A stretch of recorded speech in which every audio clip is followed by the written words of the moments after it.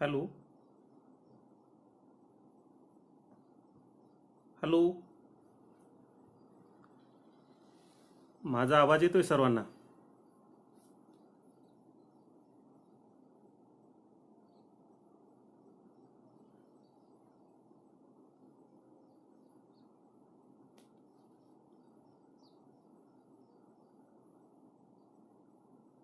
Hello.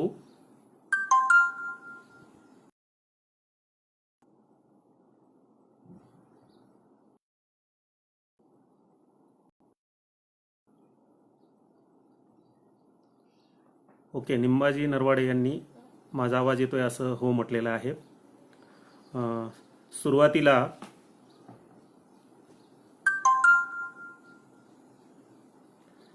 मी सर्वांना जय भीम व लाल सलाम करतो.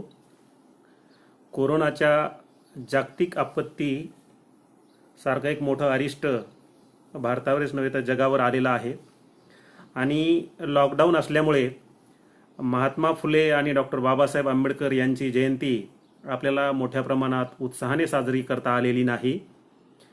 त्यामुळे सत्यशोधक विद्यार्थी संघटनेने एक प्रबोधनाची आगळीवेगळी मालिका किंवा व्याख्यानमाला म्हणूयात आपण त्याला, ती सुरुवात केलेली आहे. त्याबद्दल त्यांचे मी मनपूर्वक अभिनंदन आणि धन्यवाद व्यक्त करतो. आणि या लाईव्ह व्याख्यानमालेस वास्तविकतः खूप चांगला प्रतिसाद मिळत आहे आणि वक्त्यांनीही सुंदर अशी मांडणी केलेली आहे.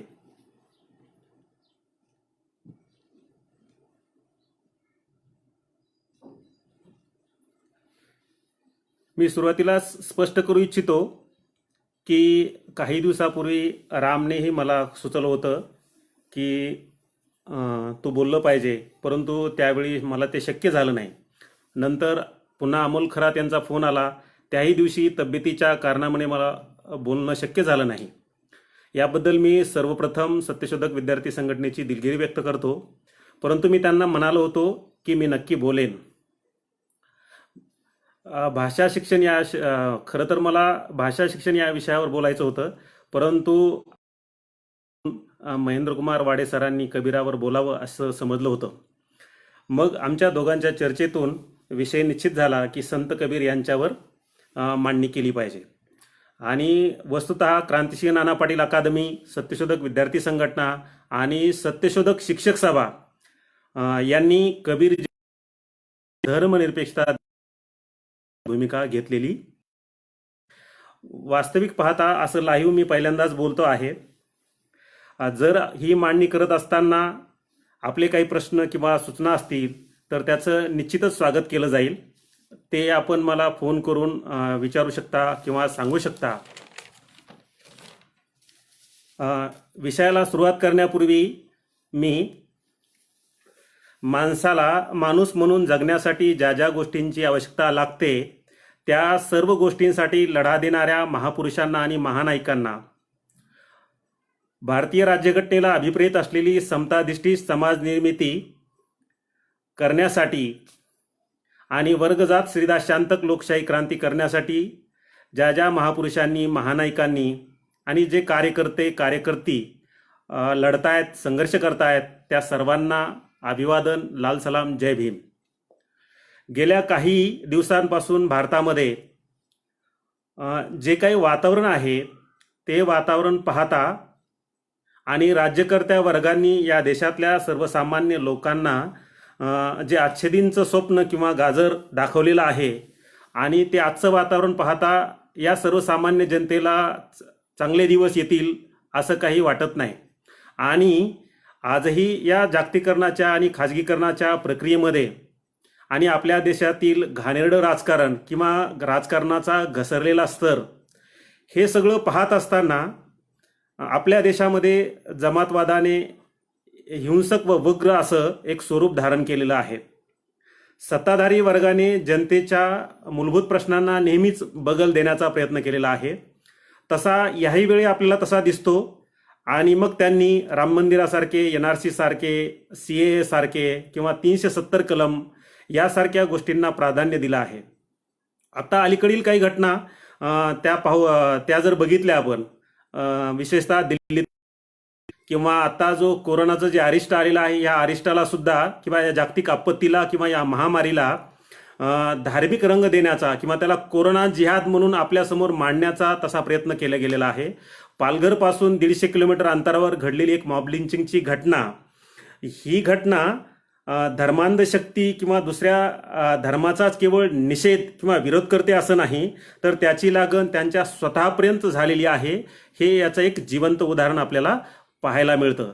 म्हणून या सगळ्या प्रक्रियेतून हिंदू मुस्लिम जमातवादाचे एक फॅसिस्ट स्वरूप सातत्याने पुन्हा पुन्हा आपल्यासमोर उजागर होताना दिसत आहे. या जाती व्यवस्थक भांडवली श्रीदास्य व्यवस्थेत किंवा ही व्यवस्था कायम राखण्यासाठी प्रचलित जमातवादी व्यवस्था सातत्याने आपल्याला प्रयत्न करताना दिसते आणि जनतेला पराकोटीचा धर्मद्वेष, विरोध हे राजकारण, साहित्य, मीडिया, शिक्षण किंवा संस्कृतीच्या अशा वेगवेगळ्या माध्यमातून असा परधर्मद्वेष करायला आपल्याला ते भाग पाडलं जातं किंवा तसा जनमानसच किंवा तशी जडणघडणच घडण्याचा प्रयत्न यातून सातत्याने केलेला आपल्याला दिसून येतो. यातून खऱ्या अर्थाने राजकीय, आर्थिक आणि वर्चस्वाचे जे हितसंबंध अबाधित ठेवण्याचं राजकारण या सर्व प्रक्रियेतून किंवा या माध्यमातून तडीस नेण्याचं प्रयत्न केला जातो.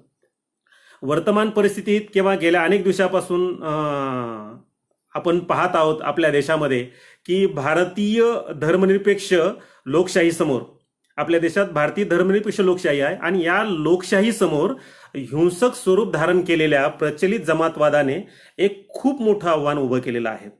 आणि या जमातवादाचा विरोध करणाऱ्या विवेकनिष्ठ धर्मनिरपेक्ष राजकारणाचाही काही अंशी का होईना संकोच झाल्याचं आपल्याला दिसून येतं. मग सर्व धर्म समभावाचा पुरस्कार करणारे काही लोक आहेत आणि विवेकनिष्ठ धर्मनिरपेक्षतेचा पुरस्कार करणारे काही लोक आहेत.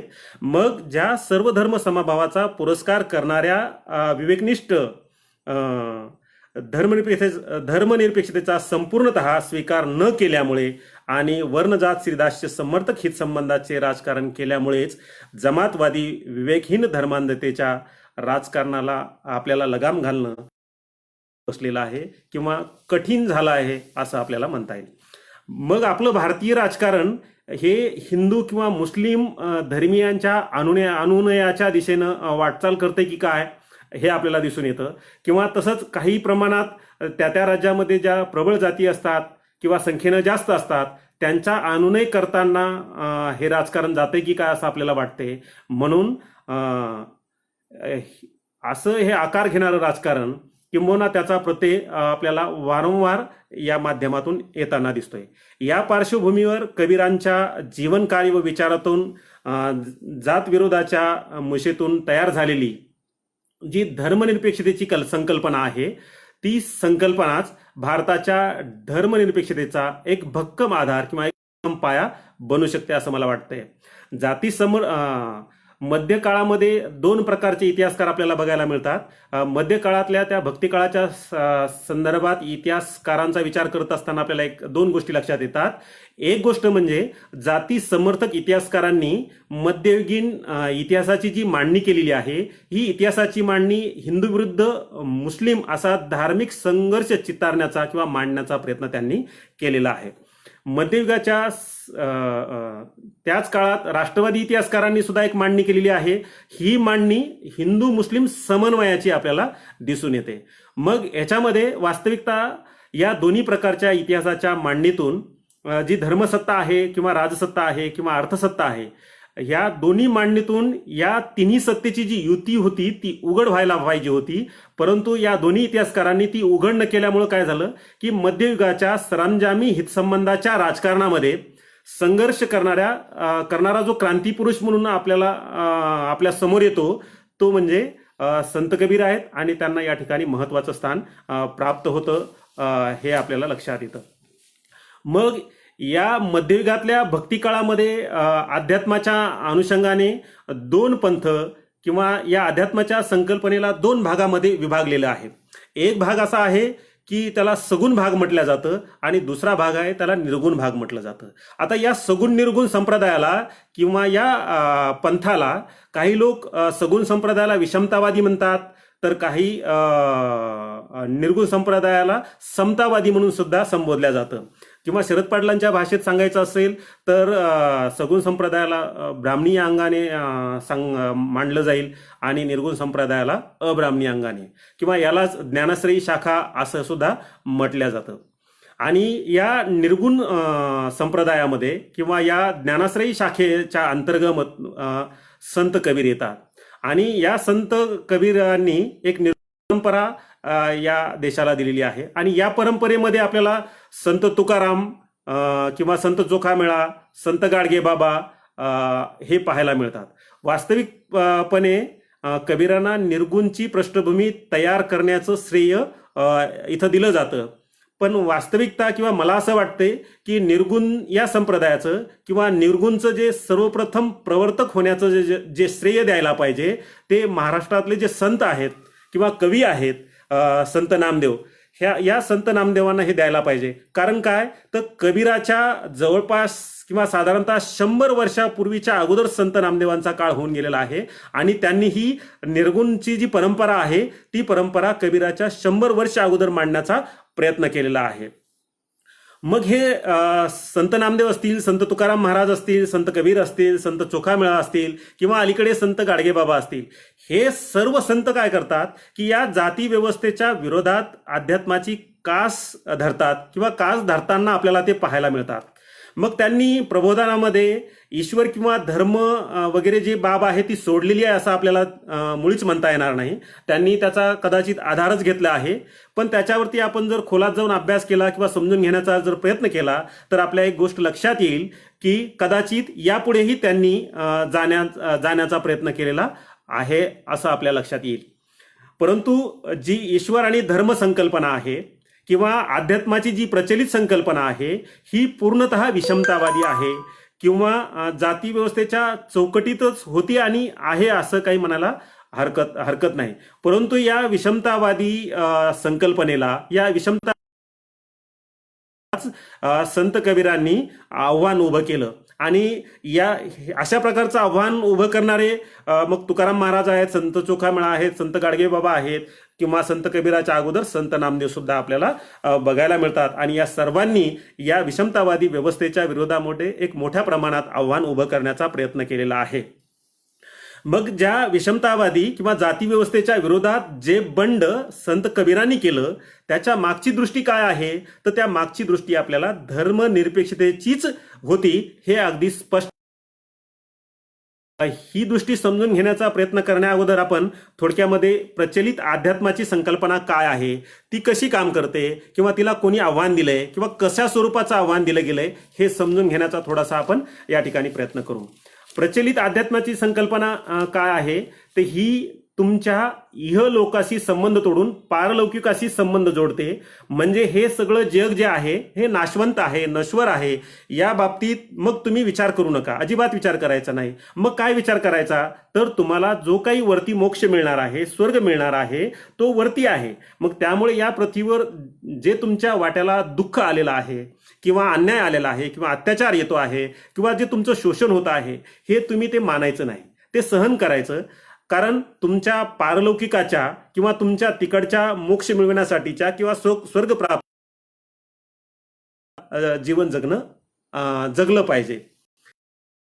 ही जी जीवन जगण्याची संकल्पना आहे ती काय आहे म्हणजे तुम्ही त्या व्यवस्थेला, ती संकल्पना म्हणजे काय की तुम्ही त्या व्यवस्थेला सरळ सरेंडर होणं आहे, त्याला शरण जाणं आहे. हा झाला एक भाग. दुसरा भाग असा आहे की या वर्णजात व्यवस्थेच्या चौकटीमध्ये जी प्रबोधनाची किंवा ज्ञानाची जी मर्यादित किंवा सीमित स्वरूपाचीच राहिलेली आहे. मग तिला मनुवादी आणि मनुवाद्यांकडे राहिली आहे असं पण काही जण म्हणतात. आणि काही जण असं म्हणतात की ती ब्राह्मणी राहिलेली आहे आणि ब्राह्मणांकडेच राहिलेली आहे, हे आपल्याला पाहायला मिळतं. मग अध्यात्म ही जी संकल्पना किंवा अध्यात्माचा जो परिघच हा मुळात प्रबोधनाचा राहिलेला आहे. मग ती प्रबोधनाची दिशा त्याच्या व्यवस्थेला पूरक कशी राहिलेली आहे किंवा पूरक कशी आहे तर हे बघत असताना एक गोष्ट मला या ठिकाणी मुद्दामून सांगावीशी वाटते की मनुवादी ज्ञान आणि मनुवादीच आदर्श हे आपल्याकडे वेगवेगळ्या माध्यमातून सातत्याने बिंबवण्याचा सुद्धा एक प्रयत्न केला जातो. परंतु जे धार्मिक ग्रंथ आहेत, उदाहरणार्थ वेद, पुराण, शास्त्र, स्मृती, मनुस्मृती किंवा कोणताही हा अशा धार्मिक ग्रंथ जर घेतला, अ, किंवा जे या प्रकारचं प्रचलित अध्यात्म व्यवस्थेचं प्रवचन किंवा नामस्मरणाचा किंवा वेगवेगळे जे विधी असतात, हे जर आपण पाहिले किंवा हे बघितले किंवा अशी पुस्तकं उघडून जर बघितली, तर यामध्ये आपल्याला काय दिसतं?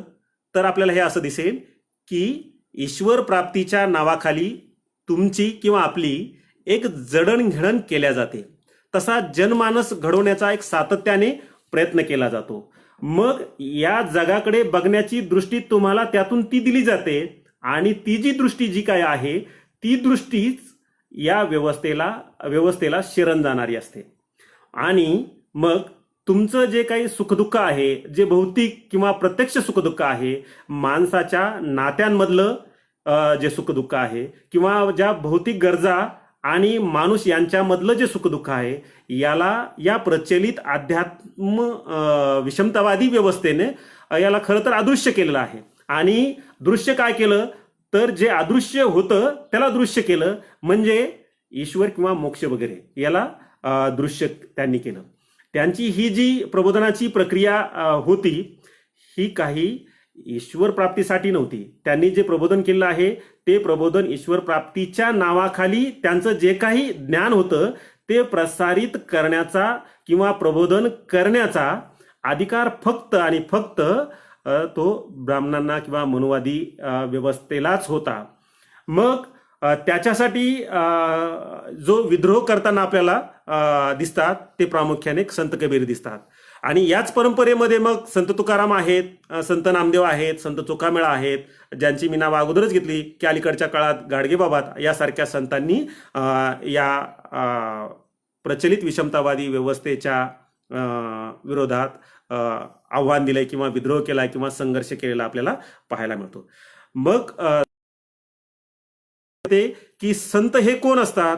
तर संत हे सुद्धा ब्राह्मण असण्याची जी प्रक्रिया होती किंवा त्यांच्याकडे जे प्रबोधनाचं किंवा आध्यात्मिक परंपरेचं जे अधिकार होते, त्यांना किंवा त्या प्रभुत्वशाली ज्या शक्ती होत्या, त्या शक्तीला सुद्धा संत कबीरांनी आव्हान दिलेलं आपल्याला दिसतं.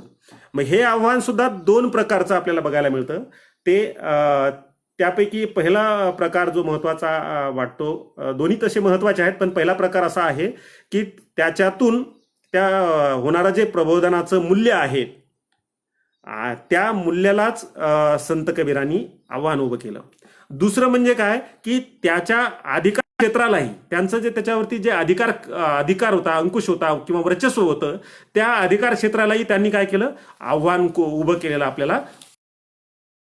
मग या सगळ्या प्रक्रियेमध्ये जाती व्यवस्था सरंजामशाहीच्या विरोधामध्ये संत कबीरांनी तर्काच्या आधारे आणि अनुभव प्रामाण्याच्या आधारे एक खूप मोठं आव्हान उभं केलं आणि विवेकनिष्ठ धर्मनिरपेक्षतेच्या आधारातून हिंदू व मुस्लिम धर्माची सुद्धा चिकित्सा केलेली आपल्याला बघायला मिळते. मग हे सगळं करत असताना मानवतावादाच्या आधारे धर्माधर्मातील जो सख्यभाव होता, त्या सख्यभावाचा पुरस्कार संत कबीरांनी केला. यातूनच कबीरांच्या जातीव्यवस्था विरोधी धर्मनिरपेक्षतेची जी संकल्पना आहे ती आविष्कृत होते, ती समोर येते.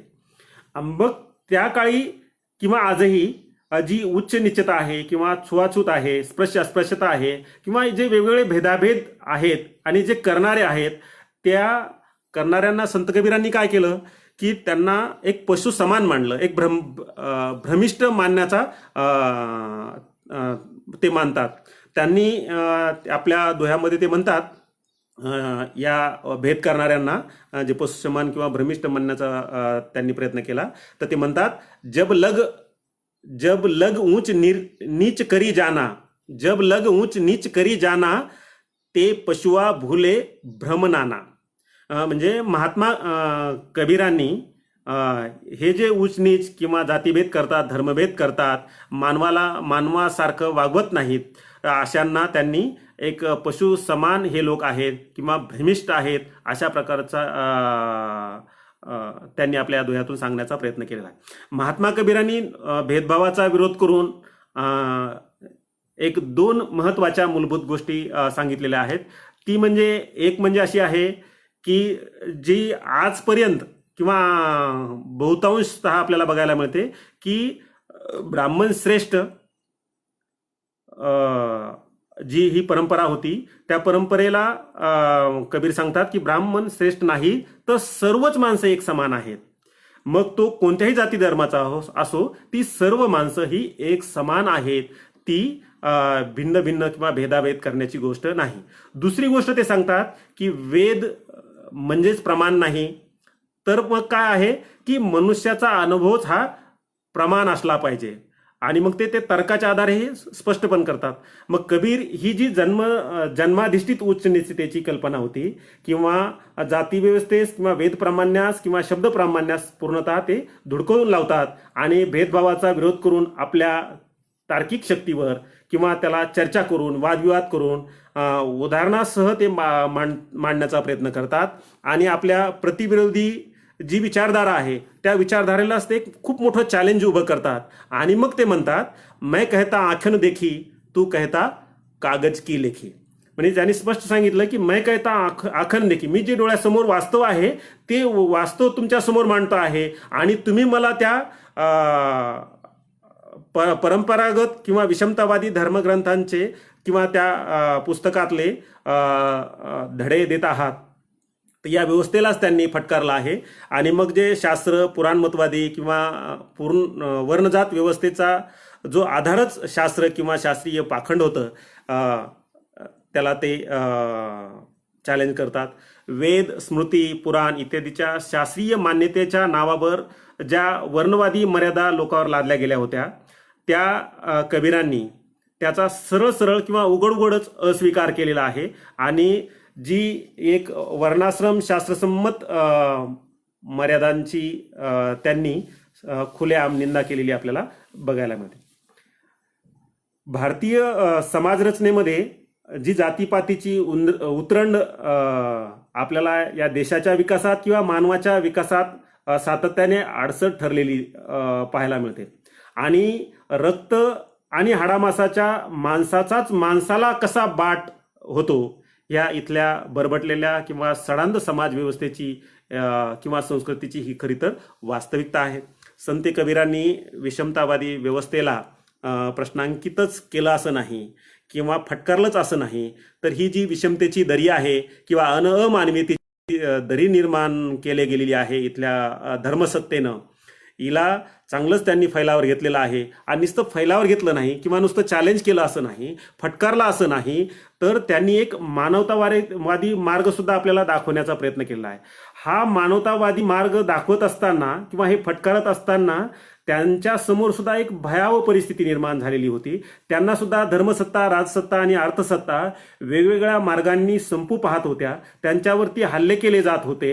ज्याप्रमाणे आजही जे समतेच्या चळवळी चालवतात त्यांच्यावरती हल्ले केले जातात. वेगवेगळ्या माध्यमातून त्यांना बंदिस्त करण्याचा किंवा त्यांना थोपवण्याचा जो प्रयत्न केला जातो हा प्रयत्न त्या काळी सुद्धा झालेला आहे आणि आजही होतो आहे. आणि हे चळवळीसमोरचं खरं तर एक खूप मोठं आव्हान आहे. म्हणून जी विषमतेची जी प्रतीकं आहेत किंवा समतेची जी चळवळ आहे ही आपल्याला खूप मोठ्या प्रमाणामध्ये पुढं न्यायची गरज आहे.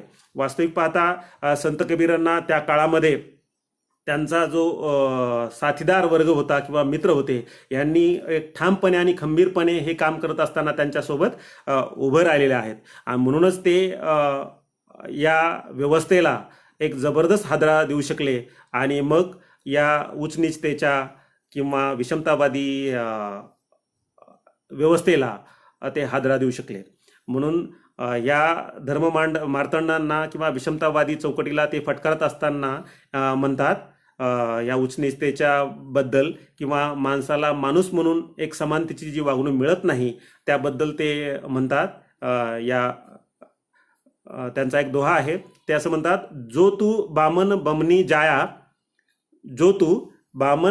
जाया तो ऑन द्वार हवे काहे न आया. म्हणजे याचा अर्थ काय आहे की जर या देशातली धर्मसत्तेचे किंवा जे ब्राह्मण आहेत हे ब्राह्मण स्वतःला जर श्रेष्ठ समजत असतील तर हे श्रेष्ठ कशाहून आहेत, ते सुद्धा त्यांना सुद्धा एका स्त्रीनेच जन्म दिलेला आहे. जर ब्राह्मण श्रेष्ठ स्वतःला मानत असेल तर या जगामध्ये येताना तो दुसऱ्या कोणत्या वेगळ्या मार्गाने का नाही आला? जसे इतर जे स्वतःच्या आईच्या गर्भातून जन्म घेतात तसाही त्याने जन्म घेतलेला आहे.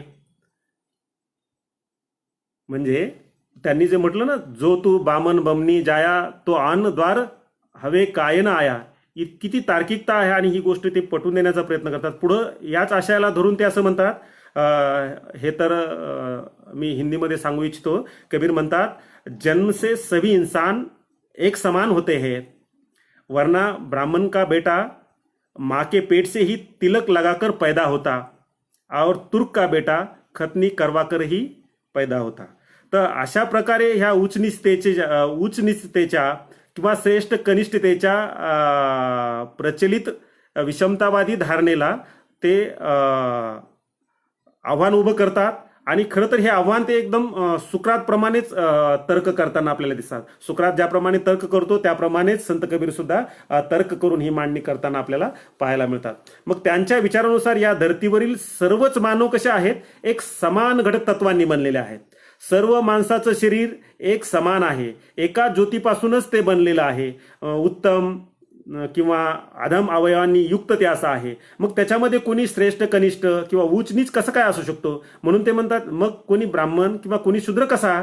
त्यामुळे जन्माच्या आधारावरच माणसाची एकता आणि समानता ही स्थापित होते. अशा प्रकारचा कबीर एक मुद्दा मांडतात. आणि मग पुन्हा ह्या ब्राह्मण श्रेष्ठ किंवा उच्च किंवा ह्या अस्पृश्यतेबद्दल परत ते एका ठिकाणी म्हणतात, किंवा एक दोहा आहे त्यांचा, एक बूंद एके मलमूत्र, एक चाम एक गुदा, एक जाती है सब उत्पन्ना, को ब्राह्मण को सुधा. म्हणजे याच्यात सुद्धा त्यांनी सगळे एकच घटकतत्वांनी बनलेले असताना त्यातमध्ये ब्राह्मण किंवा शूद्र हा श्रेष्ठ कनिष्ठ असा असू शकत नाही. म्हणून ते पुढं मग माणसाची जी योग्यता असते किंवा त्याचं जे मूल्यमापन असतं हे जन्मजात श्रेष्ठत्वाच्या आधारे नाही. म्हणजे तुम्ही ज्या जातीत जन्म घेतला ती जात श्रेष्ठ किंवा त्यावरून तुमचं मूल्यमापन किंवा तुमची योग्यता ही निश्चित होत नाही. तर मग ती कशाच्या आधारावर झाली पाहिजे? कबीर म्हणतात, ज्ञान आणि कर्तृत्वाच्या आधारेच ती झाली पाहिजे, असं स्पष्टपणे निर्भयपणे कबीर सांगतात. आणि ह्या जन्माधारित जी जात श्रेष्ठत्वाची जी संकल्पना होती तिलाच त्यांनी आव्हान उभं केलं. आणि पुढे ते म्हणतात की ह्या साधूंना सुद्धा, संत महापुरुषांना सुद्धा जातीमध्ये जे बंदिस्त करण्याचं किंवा जात म्हणून एखाद्याच संताला श्रेष्ठ मानण्याच्या या कल्पनेला सुद्धा ते विरोध करतात. आणि ते म्हणतात, जातीनं पूछो साधू की पूछ लीजिए ज्ञान, जातीनं पूछो साधू की पूछ लीजिए ज्ञान, ऊंचे कुल क्या जन्मिया जे करणी ऊच न होई. कबीरकालीन आत्मनिर्भर असलेला जो समाज होता, उच्च नीच छुआछूत स्पृश्य अस्पृश्यतेच्या भावनेमुळे तो अत्यंत पीडित होता, तो नाडला जात होता, स्वाभिमान शून्य जीवन तो जगत होता. वास्तविकता ज्या निम्न जाती होत्या, अछूत किंवा शूद्र जातींना सामाजिक, राजनीतिक, धार्मिक आणि आर्थिक अधिकारापासून या व्यवस्थेनं कोसो दूर ठेवलं होतं. भेदभाव हा प्रचंड वाढलेला होता. त्यामुळे कबीरांनी याचा कडाडून असा विरोध केलेला आहे. आणि जे उच्चनीचतेवर, या कल्पनेवरती जे विश्वास ठेवतात त्यांना त्यांनी सरळ सरळ अज्ञानी घोषित केलेला आहे. आणि खरं तर त्यांनी लहानपणापासूनच जातीच्या नावानं होणारं जे शोषण आहे, जातीच्या नावानं होणारा जो अन्याय अत्याचार आहे, हा त्यांनी लहानपणापासून पाहिला होता. त्यांच्या कानावर या शोषणाच्या, अन्याय अत्याचाराच्या घटना ऐकायला येत होत्या, किंवा त्यांनी हे स्वतः सुद्धा अनुभवलं होतं, भोगलं सुद्धा होतं. त्यामुळेच या वातावरणाने त्यांचा एक पिंड हा संघर्षशील कदाचित बनवला असावा. आणि म्हणूनच ते काशीमधल्या तिथल्या ब्राह्मणांना सुद्धा एक जोरदार आव्हान देतात. आणि मग ते म्हणतात, तू बामन मै काशी का जुलाहा, चिनी न मोर गियाना. या अनोख्या भारतीय जाती व्यवस्थेमुळे किंवा या वर्णाश्रम जाती व्यवस्थेमुळे किंवा विषमतावादी व्यवस्थेमुळे मध्ययुगातील शोषक शासक सामंती वर्गाच्या हिताचंच खरं तर रक्षण केलेलं आहे. आणि सामान्य माणसाचं किंवा जे शोषित जात समूह आहेत त्यांचं शोषण आणि त्यांच्यावर झालेला अन्याय अत्याचार आपल्याला दिसून येतो. सांप्रदायिक आणि जात या दोन पातळ्यावर संघर्ष करावा लागलेला आपल्याला दिसून येतो. एक सांप्रदायिक आणि दुसरा जात. तर हा संघर्ष सामाजिक आणि धार्मिक अंगाने त्यांना तो करावा लागला. यासाठी हिंदू मुस्लिम एकता प्रस्थापित करण्यासाठी ती जात होती, त्या हिंदू धर्मियांमध्ये सुद्धा जातीची जी समानतेची आवश्यकता होती, या दोनही क्षेत्रातला विकृत करणारे जे धर्माचे ठेकेदार होते हे खरं तर प्रमुख होते किंवा अग्रभागी होते. म्हणून कबीरांनी काजी, मुल्ला, मौलवी किंवा हिंदू धर्मातले जे कर्मकांडी, पंडित, पुजारी, पुरोहित यांचा अत्यंत कठोर शब्दामध्ये समाचार घेतलेला आपल्याला बघायला मिळतो. मग संत कबीरांनी हिंदू मुस्लिमांमधील जे धार्मिक शोषण आहे किंवा जो कट्टरता आहे, आजही आपल्याला जो कट्टरतावाद पोसण्याचा सातत्याने प्रयत्न केला जातो आणि मग त्याला ते जमातवाद दिवसेंदिवस हिंसक होताना किंवा उग्र होताना आपल्याला बघायला मिळतो. परंतु या कट्टरतावादावरती, या कर्मकांडावरती कबीर सुद्धा घणाघाती आसूड ओढतात आणि या पुरतशाहीच्या मतलबीपणावर, स्वार्थीपणावर सुद्धा ते प्रकाश टाकताना आपल्याला बघायला मिळतात. ते म्हणतात, खूप खाड है खिचडी माही पडा टुकलून, पेडा रोटी करी गला कटावे कोण. म्हणजे वेदादी ग्रंथातून आलेलं हे कर्मकांड हे जनतेचा खरं तर गळा घोटणारे आहेत, त्यांना संपवणारे आहे आणि म्हणूनच त्यांच्या त्या प्रगतीस हे स्पष्ट करताना कबीर पुढे म्हणतात, लोकवेद कुल की मर्यादा, लोकवेद कुल की मर्यादा इहे गले में फांसी. तर ही माणसाची योग्यता आणि मूल्यमापन जन्मजातत्वाच्या आधारे नाही तर ज्ञान आणि कर्तृत्वाच्या आधारेच झालं पाहिजे असं संत कबीरांना वाटतं. महात्मा कबीरांना जो मानवातला भेद किंवा ही भेदाभेद, अस्पृश्यता ही त्यांना खरं तर मान्यच नव्हती. हे अनेक दोह्यांनी स्पष्ट झाले. परत ते एका ठिकाणी असं म्हणतात, एकही खाक घडे सब भांडे एकही सिर्जनहारा. म्हणजे त्याला हा मानवातला कुठलाच भेद अजिबात मान्य नव्हता. मग कबीरांनी हिंदू मुस्लिमांमधील धार्मिक शोषण, कट्टरता, कर्मकांडावर जे सनसनीत कोरडे ओढलेले आहेत, त्यांना हिंदू मुस्लिम असा धर्मभेद मान्य नव्हता, जातीभेद मान्य नव्हता आणि हे जे करणारे आहेत त्यांना ते भोंदू म्हणायचे, मूर्ख समजायचे आणि मानतात.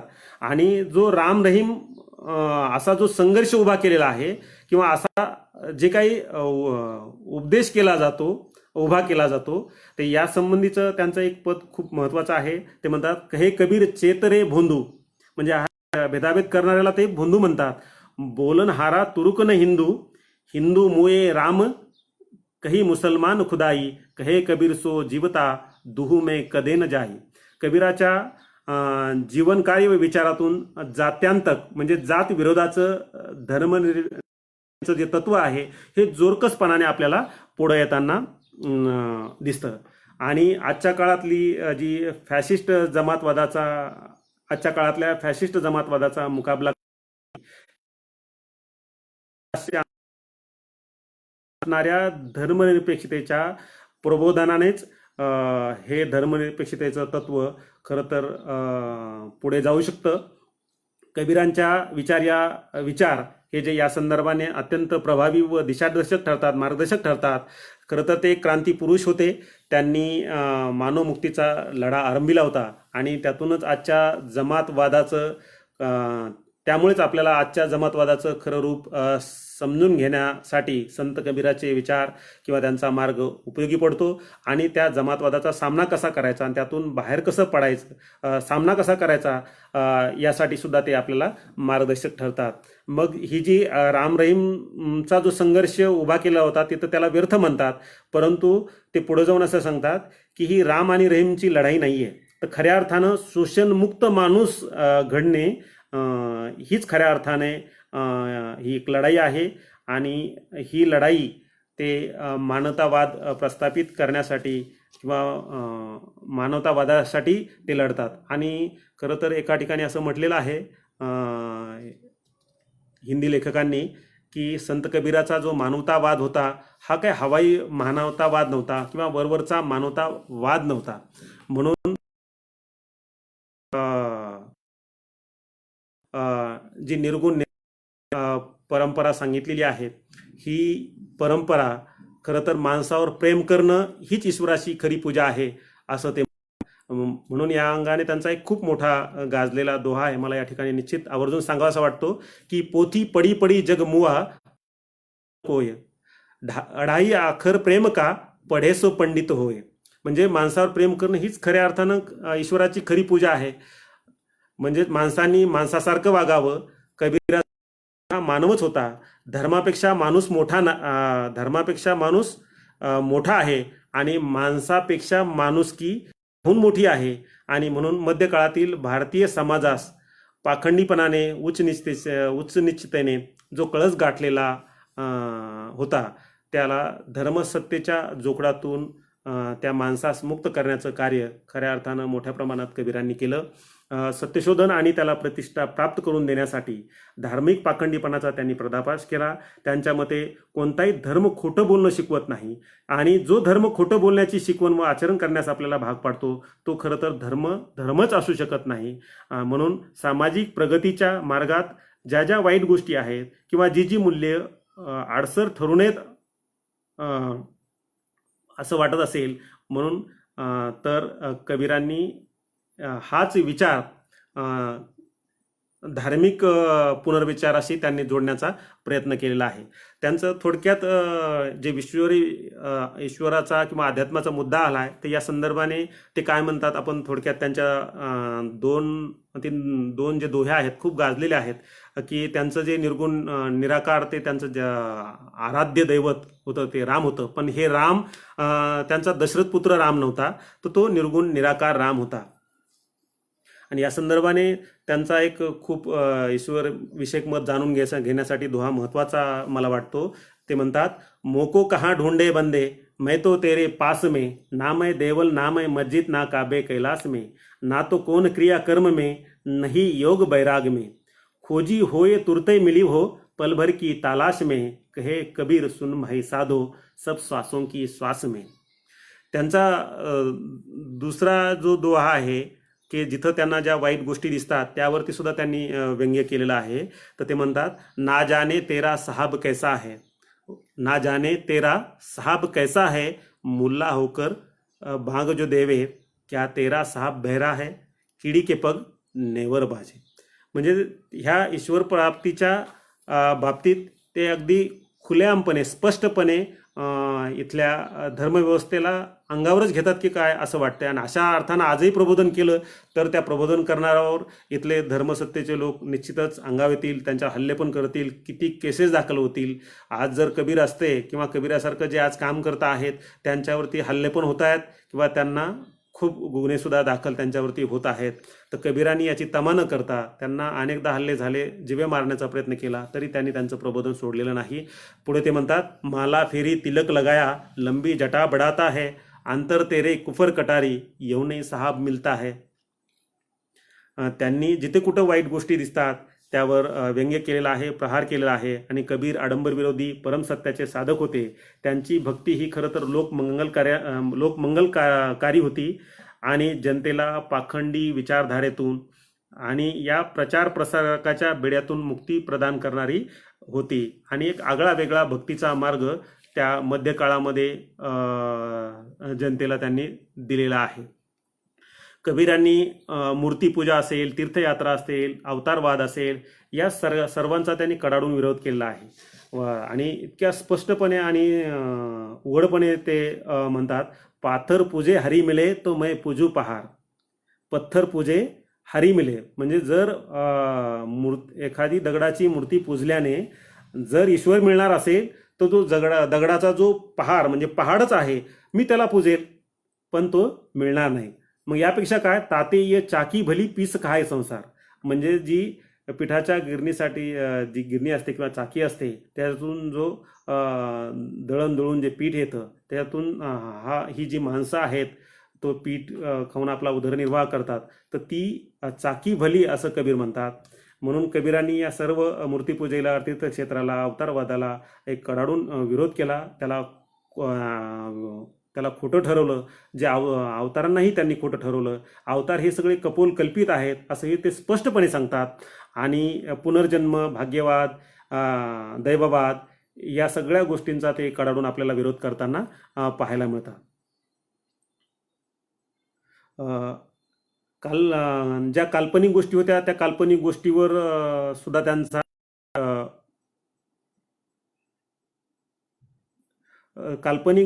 सुद्धा त्यांचा विश्वास नव्हता. म्हणून ते जसं सुरुवातीला आपण म्हणाल की आखन देखी वर त्यांचा खरं तर विश्वास होता. कबीर पुरोगामी विचाराचे किंवा बुद्धिवादी विचारांचे होते आणि भारतीय विषम व्यवस्थेतील प्रस्थापित मूल्यांनी सामान्य जनतेचं आर्थिक आणि मानसिक शोषण केलं आहे. आणि शोषित जनतेप्रती संत कबीर संवेदनशील होते. मानवता आणि त्या संबंधीच्या मूल्याप्रती त्यांच्या मनामध्ये एक आस्था होती.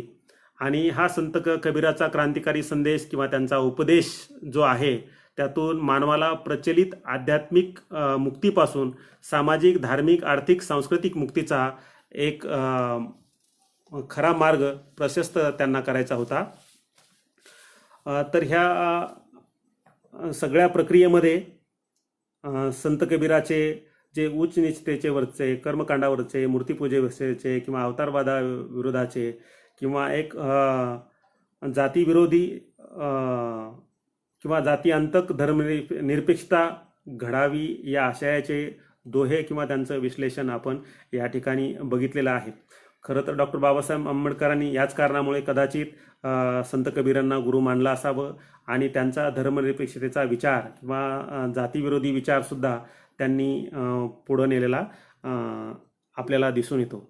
ही अशा स्वरूपाची संत कबीराची जी धर्मनिरपेक्षता आहे ती आपल्याला दिसून येते आणि ती आजच्या या वर्तमान परिस्थितीमध्ये मला वाटते खूप आवश्यक आहे. या जमातवादाचा किंवा तीव्र किंवा हिंसक झालेल्या जमातवादाचा विरोध करण्यासाठी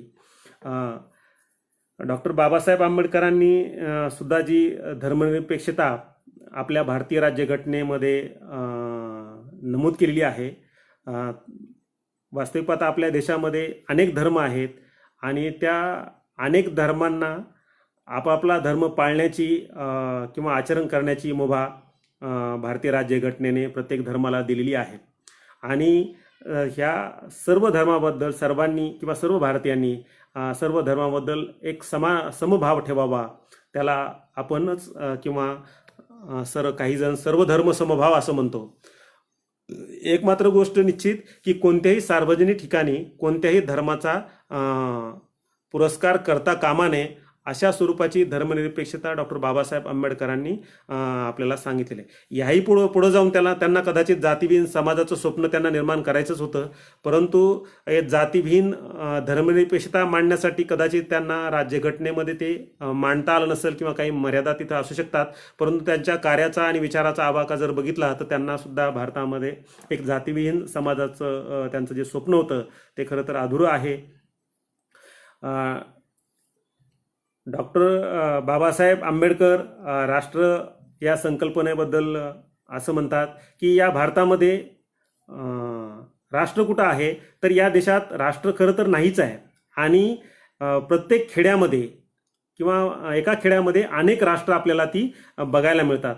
हे जे त्यांनी निर्देश दिलेले आहेत हे निर्देश याचंच प्रतीक आहे की प्रत्येक खेड्यामध्ये अनेक धर्माचे लोक आपल्याला राहताना दिसतात आणि हे लोक जातीमध्ये विभागले गेलेले आहेत. त्यांच्यामुळे जातीमध्ये माणसाची केवळ मानसिकता विभागली गेली नाही तर माणसांना केवळ विभागलं गेलेलं नाही तर त्यांच्या हक्क आणि कर्तव्याची विभागणी केलेली आहे. ती सगळ्यात महत्त्वाची गोष्ट आहे की ही हक्क आणि कर्तव्याची विभागणी, आणि ही खरं तर विषम पद्धतीने करण्यात आलेली आहे.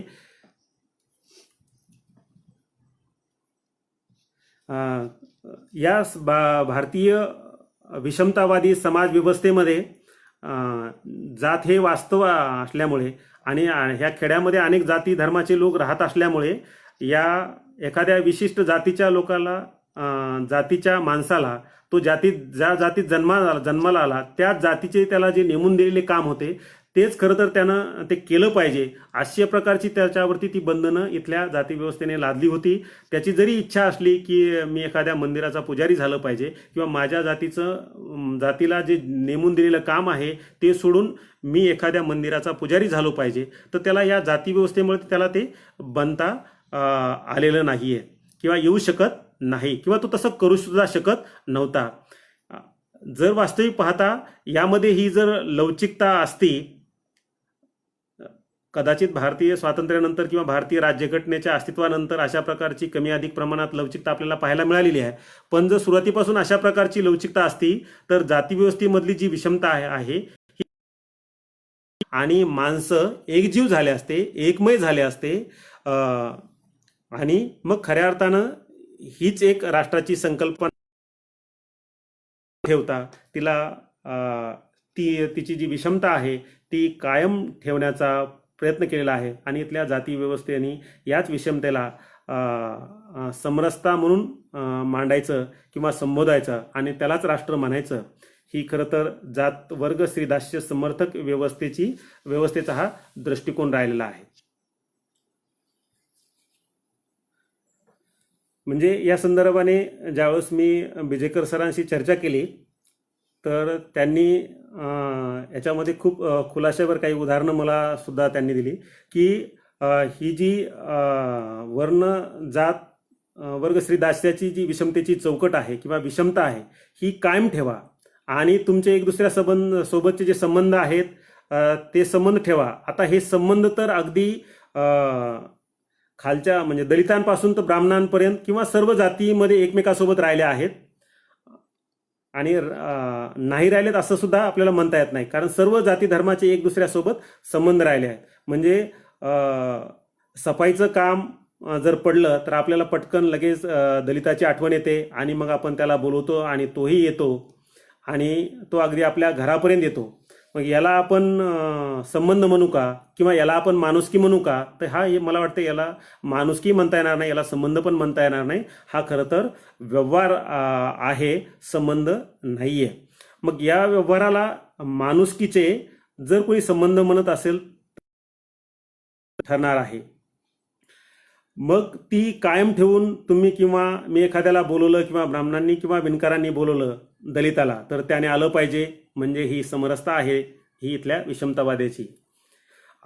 म्हणून या विषमतावादी व्यवस्थेने इथल्या ज्या निम्न जातीयांना जे दिलं ते त्यांनी निमूटपणे घेतलं पाहिजे, त्याचा स्वीकार केला पाहिजे, म्हणजेच समरसता किंवा म्हणजेच राष्ट्र असं म्हणता येत नाही. म्हणून डॉक्टर बाबासाहेब आंबेडकर म्हणतात की असं राष्ट्र कधी निर्माण होत नसतं आणि ते कदाचित असं निर्माण होणारही नाही.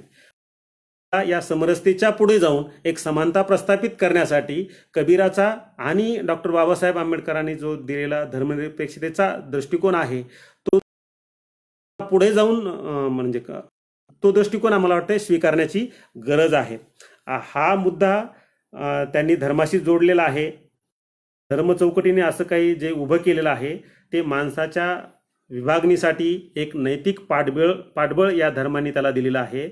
म्हणजे एका जातीचा माणूस दुसऱ्या जातीचा व्यवसाय करण्यासाठी त्या काळामध्ये कधी धजावत नव्हता किंवा त्याचं मनही करत नव्हतं की मी दुसऱ्या जातीचा व्यवसाय कसा करावा, हे त्याला स्वतःहूनच अनैतिक वाटत होतं. तर एवढी मोठी शरणागती त्या काळी होती. म्हणून याला हे संबंध इथल्या प्रस्थापित किंवा विषमतावादी जाती व्यवस्थेचे आहेत. त्याला खरं तर हे संबंध म्हणता येणार नाही, याला व्यवहारच म्हणता येईल. हे माणुसकीचे संबंध आहेत असं म्हणता येणार नाही. तर जी फुले आंबेडकरांनी त्यांच्या साहित्यातून त्यांच्या विचारधारेतून आपल्याला एक जातविरोधी धर्मनिरपेक्षता देण्याचा प्रयत्न केलेला आहे. तर ही फुले आंबेडकरांनी ही जाती व्यवस्थेशी जोडून राष्ट्र आणि धर्मनिरपेक्षतेची संकल्पना मांडलेली आपल्याला बघायला मिळते.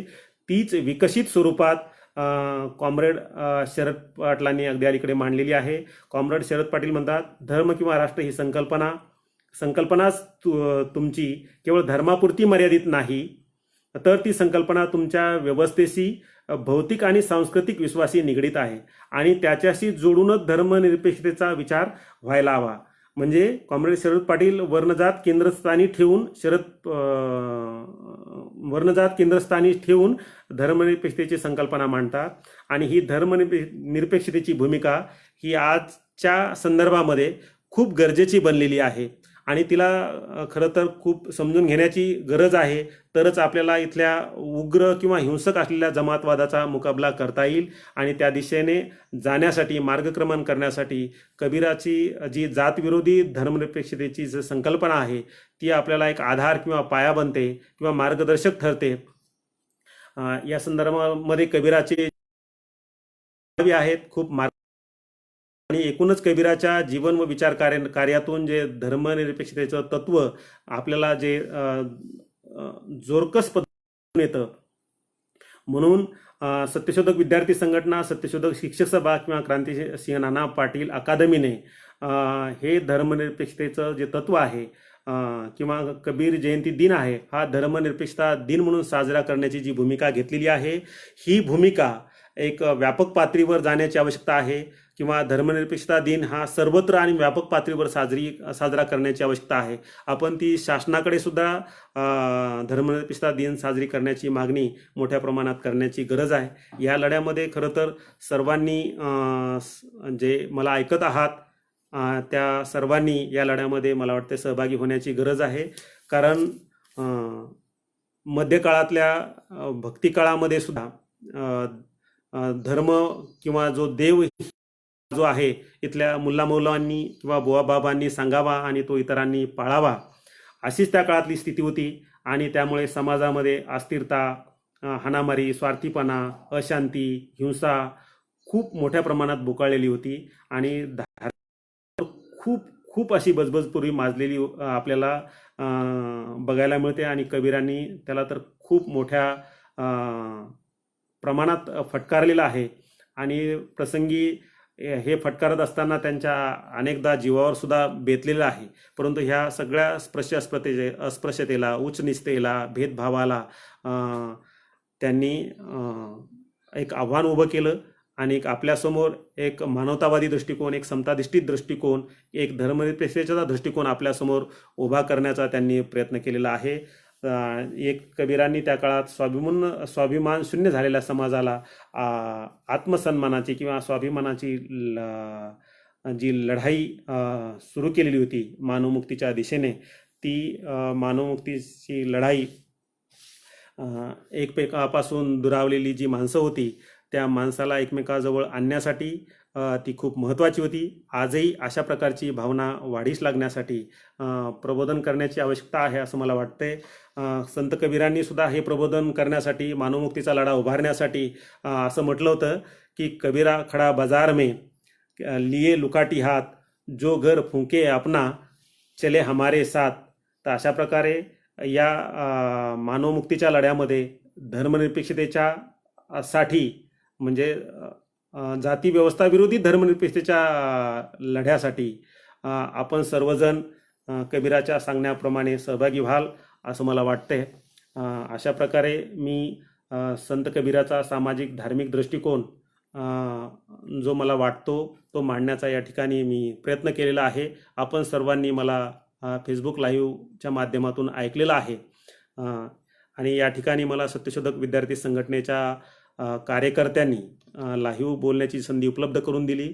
मी त्या सर्वांचा आभारी आहे. विशेषतः सूर्यवंशी, तुषार सूर्यवंशी, अमोल खरात, बिजेकर सर या सर्वांचे मी धन्यवाद व्यक्त करतो आणि मी माझं जे लांबलेलं मनोगत आहे ते या ठिकाणी थांबवतो. सर्वांना जय भीम, लाल सलाम, थँक्यू. काही प्रश्न असतील तर विचारू शकता.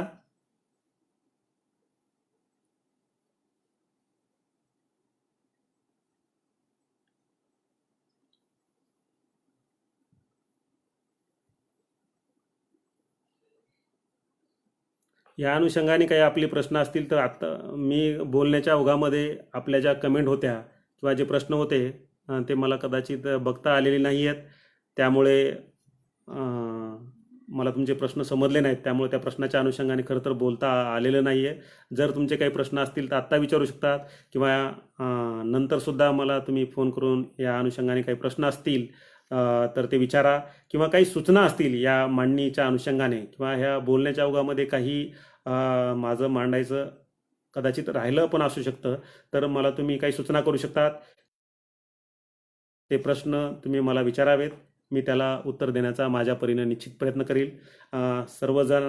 सर्वांना पुन्हा एकदा जय भीम, लाल सलाम. आणि संत कबीरांची जयंती आपण येत्या काळामध्ये धर्मनिरपेक्षता दिन म्हणून साजरी करूयात. धन्यवाद.